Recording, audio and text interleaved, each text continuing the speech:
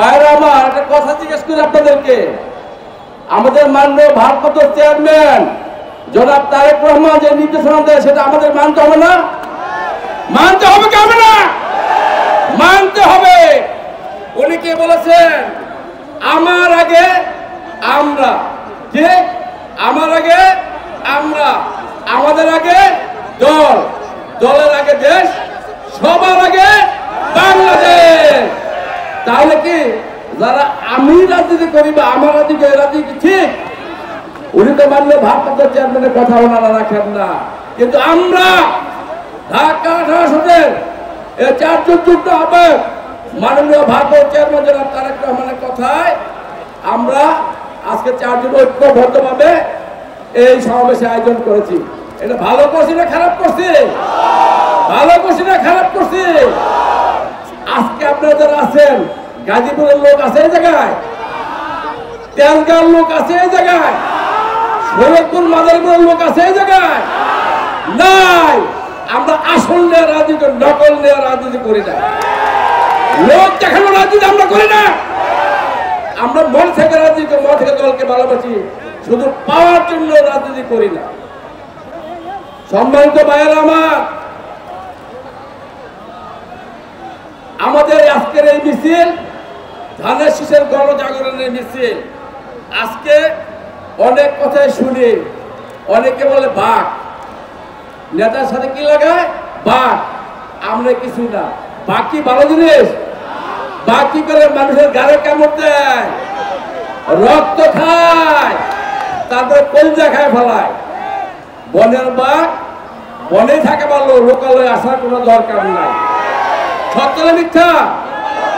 সত্য।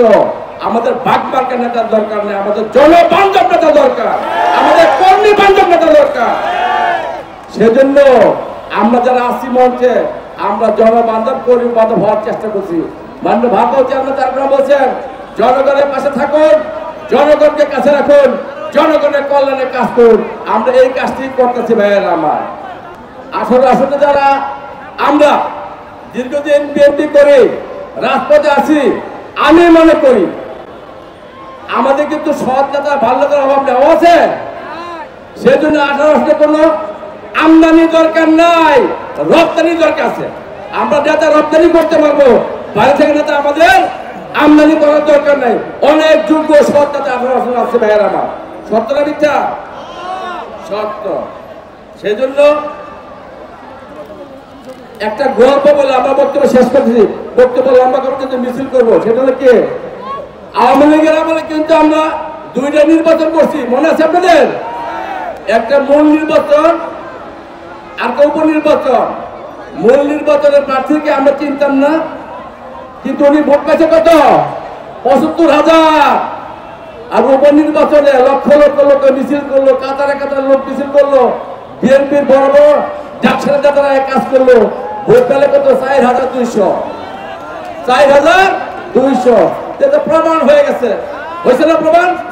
সেজন্য আসুন আমরা সবাই ঐক্যবদ্ধ থাকি, ঐক্যবদ্ধ থেকে সবাই সম্মিলিতভাবে কাজ করব। যারা ঐক্যের বাইরে আছেন তাদেরকে আমি আহ্বান করবো, একা রাজনীতি করার কোনো সুযোগ নাই, সম্মিলিতভাবে রাজনীতি করতে হবে। আমাদের মার্কা কয়টা? কি মার্কা? আমরা আসুন সবাই মিলে ধানের শীষের প্রতি আমরা ঐক্যবদ্ধ থাকি, ধানের শীষের প্রতি বিশ্বাস থাকি এবং ধানের শীষ নিয়ে জনগণ ধারা ধারা যাই। আজ আর